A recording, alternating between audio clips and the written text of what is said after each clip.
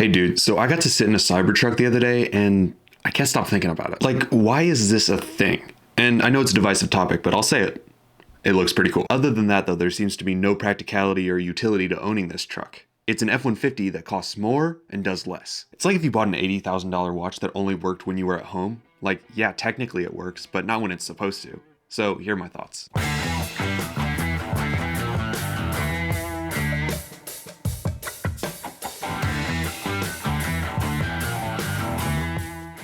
Let's get this out of the way first. I'm not a big truck guy. In fact, I hate the F-150. I produce sports. I'm not towing or hauling any big cargo, but if you did want to do that, you wouldn't buy this truck. But I'm getting ahead of myself. I've been driving a 2009 Toyota Tacoma for about a year now. I use the bed pretty regularly to haul small stuff. However, my truck's primary function is as a passenger vehicle. And that sentence right there kind of tells you what's wrong with America right now.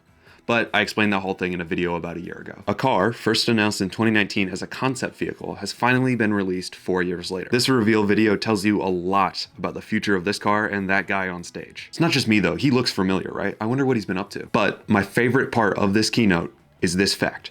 Every single spec on this list, except for one, never happened. It has less towing capacity than promised, it has less range than promised, and it's less waterproof than promised. You know what spec they actually delivered on?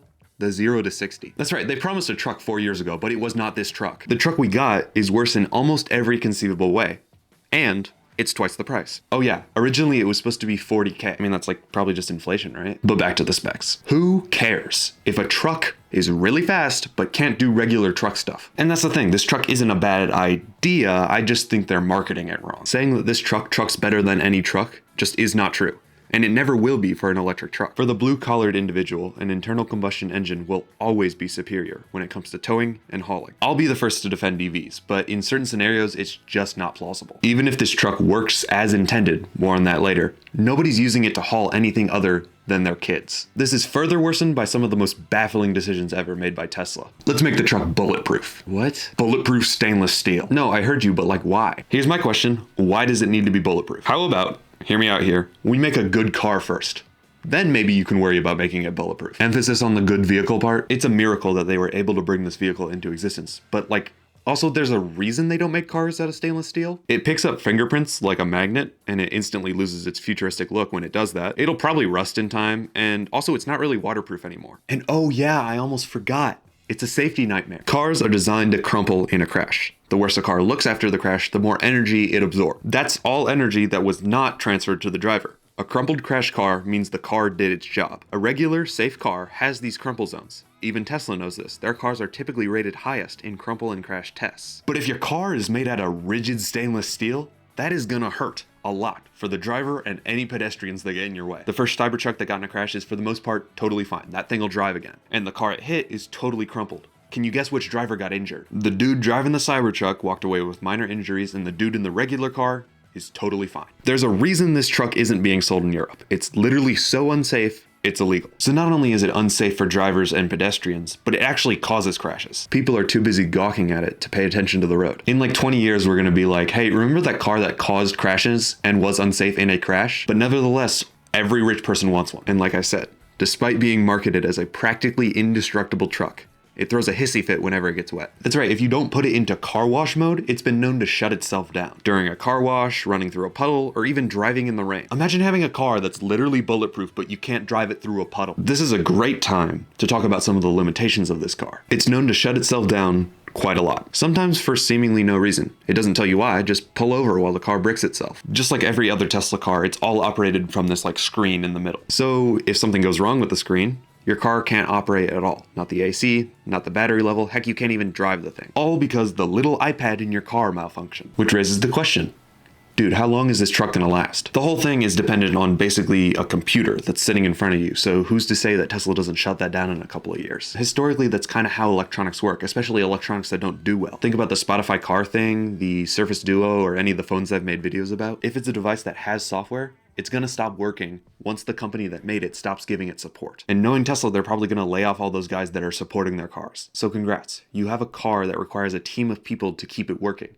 and the company that those people work for is known to lay off those people. I don't know, man. It just doesn't seem like a good deal. My truck is gonna outlive me, and Toyota couldn't give two craps what I do with it. I can modify it, I can sell it. Oh yeah, Tesla doesn't want you to sell it. It's literally written into the contract when you buy the car. You can't sell this car for a year, or they'll sue you. That's the most Orwellian shit I've ever heard. Legally, do you even own it at that point? Okay, that's a whole lot of crazy. I may be coming off as a Tesla hater. I'm not. EVs are right up my alley. I'd be wrong if I didn't admit this. Some parts of this truck are very revolutionary. Like I said, I think it looks dope. Pretty divisive, but I'll stick to my opinion. It's a unibody, not typical in trucks, and a pretty cool engineering feat. Kudos. The steer-by-wire thing is amazing, engineering-wise, and it's the first mass-produced civilian vehicle with no steering rack. It's a cool innovation. I'll give it that. There's a video I linked down below that explains it better than I ever could, so check that out. Personally, I don't know how I feel about it, but I have to give credit where it's due. It's another piece of tech that's putting a barrier between the driver and the car.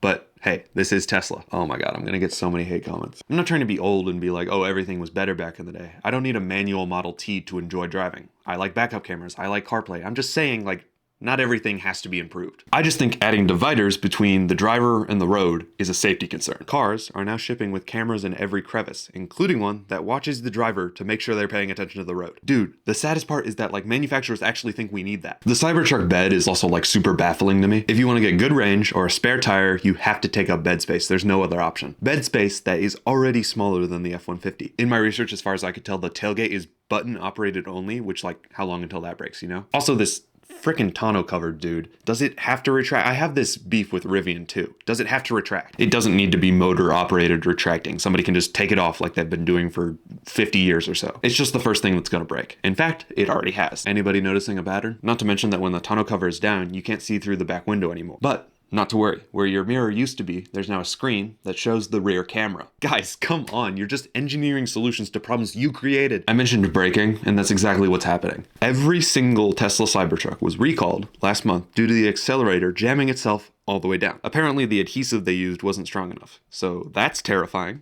Yeah, these things are literally falling apart. Seems like maybe you guys should have worked on this for a little longer before releasing it. Even with all the things going on with this car, the Elon fanboys are still defending it on Twitter, X, whatever. They say, oh, every Tesla has problems at launch. Just you wait. In a couple of months, it'll be the best car ever made. If you've done your research, you've seen that the first Model 3s that came out, trouble. The first Model X's that came out, trouble. The first Model S's, and so on and so forth. And that's the exact problem with this situation. People are so blinded by their love of Tesla that they're kind of ignoring the problem here. He seems to be more mad at the people telling him he's been scammed than at the company that actually scammed him. I want the thing that I buy to work when I buy it. I'm not buying into a promise of a working product in the future. I think it's time we realize that every company has had some sort of problem with a launch of a product. In fact, that's a lot of what my channel's about. It's just never this bad, especially this late in the product cycle. Tesla's been making cars since 2008. It should be getting better, not worse. Okay, let's take a step back.